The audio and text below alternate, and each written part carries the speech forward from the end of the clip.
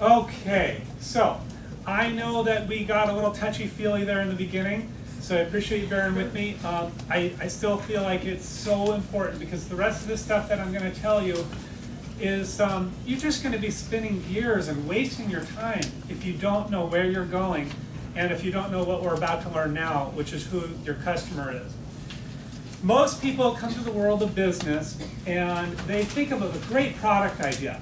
And I do this too. I'll be, sleeping or taking a shower or whatever, and an idea will occur to me.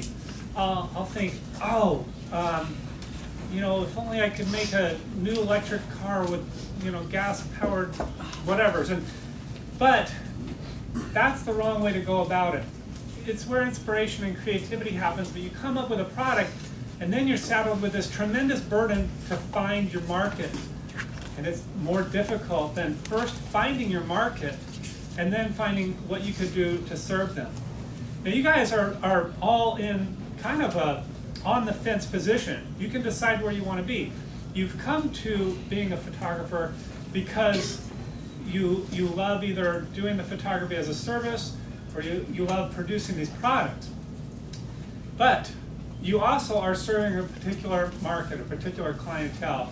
And if you twist things around and start thinking more about this market and what their frustrations are, what their needs are, you'll be much more successful. The main point that I wanted to make in the beginning is that it really doesn't matter that you're doing something artistic and beautiful and soulful. The bottom line, at the end of the day, you're still selling widgets, for lack of a better way to define it. You're still producing something and you're going to market. And I like to think of it as like a traditional market, like going to a farmer's market. And I see that, that kind of system there where there are people who are coming to buy and they're hungry for something, and the people who are vendors that do very well provide them with what they want. I love this quote. If you live in a community where people eat only Chinese food, your hot dog stand will fail, even if you have the best hot dogs in the world. And that kind of solidifies the point that I'm trying to make here, is that you could be the best photographer in the world.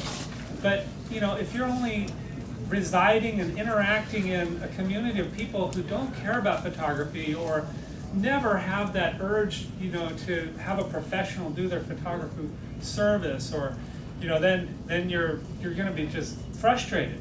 When your business model doesn't match up with your current market, that is the source of frustration. So you want to try to find those people who are really reaching out for something.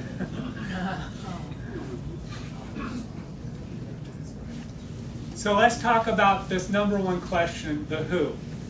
And again, remember the 2C, the words are customer and conversion. Another way to think of that is who, and then the what and the how. So you first think about who you're serving, then in a little bit we'll talk about what you want them to do. That's the what. What action you want them to take. Buy your product, sign you up as a service provider, and then how are they going to get there? What do they need to see in order to have that conversion happen? So your customer is not you.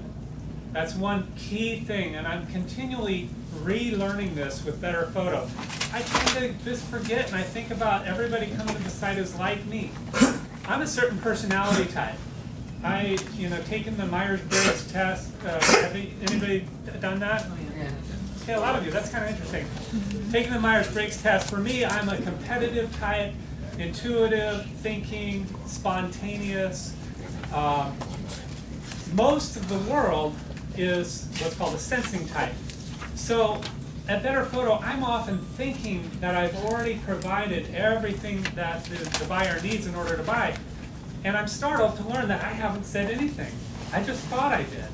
And I'm expecting them to intuit, to put it together themselves.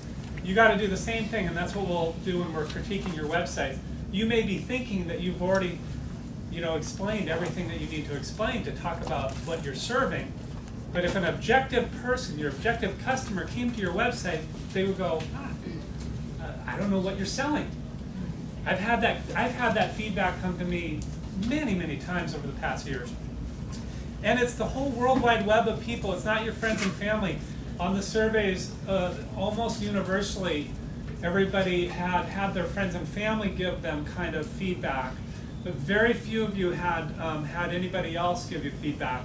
So you're not alone, and it's a good place to start. You get a little bit of a usability kind of test when you turn to your friends and family. I do it too with my wife and my friends, but then you have to go a little bit further. And there's a couple places you can get customer information, and one is through surveys.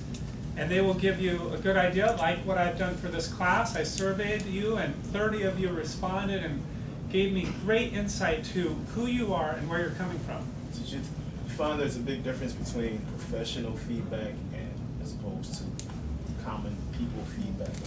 Because a lot of us tend to go to other professionals to get feedback on our work or on what we're doing. That's a great question. So you're asking about whether there's a big difference between professional feedback and just kind of layperson feedback. And the key question is whether that professional is your customer, your ideal customer. Now, if you're going to a professional to get feedback about the quality of your work, then I think that's valuable, and you're just kind of getting yourself an education there. But that professional will never buy your picture, probably. But if they're a professional editor or a professional wedding coordinator, or I don't know, somebody who would actually, you know what I mean? Right. So that's the key difference there. And that's an important consideration in usability testing as well. When you're having someone look at your website or your marketing efforts to just try to see if it works, then you want to get someone who's your target market. For me, with BetterPhoto, it took me a long time to learn this, but I used to always think that I was trying to appeal to everybody in the world. I wanted BetterPhoto to become a household name.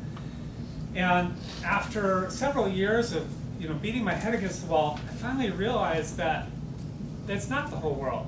It's a very, very slender niche market that is passionate about photography. And once I did that, I could focus my efforts. I no longer spent lots of money in mass media marketing and wasted it, basically. So that's an example of getting to know your customer. But much more important than surveys, I find, is looking at analytical information and testing, which I'll cover just briefly with you today.